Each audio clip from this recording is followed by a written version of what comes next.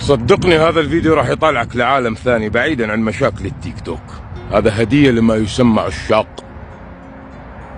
يقول المثل: في التأني السلامة وفي العجلة الندامة. وأنا أقول أحيانا في العجلة السلامة وفي التأني الندامة.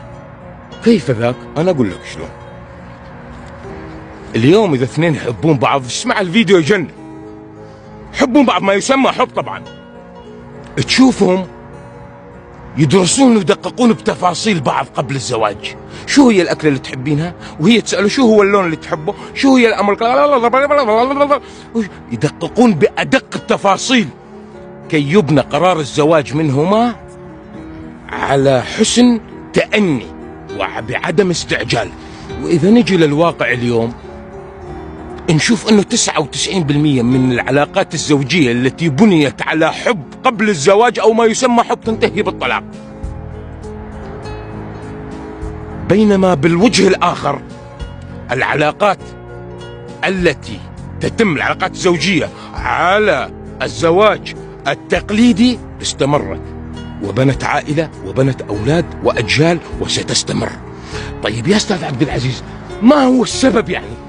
مع أنه هذا اللي تزوج زواج تقليدي بنظرة مجتمع اليوم هذا عجول ومستعجل، أخذ على عماه، أمه وأخته خطبت له، وهذا مع أنه تأنى و3 سنين 2 يحب بنت الناس وهي تحبه، تنتهي العلاقة بالطلاق.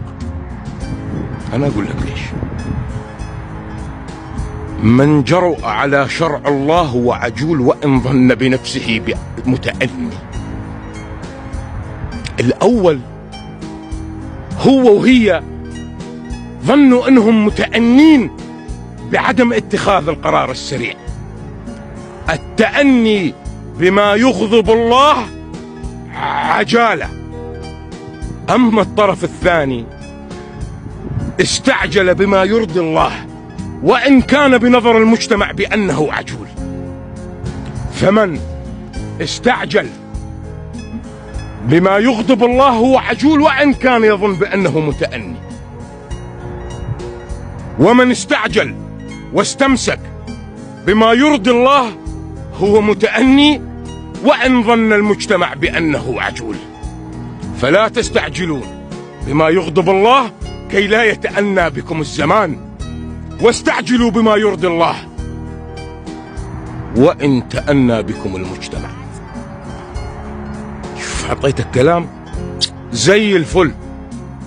هذا ما في شيء اسمه حب ولا الهوى وحبيبي وافحصك وتفحصني وابحثك. خلاص اتزوج، قول يا الله وشيل.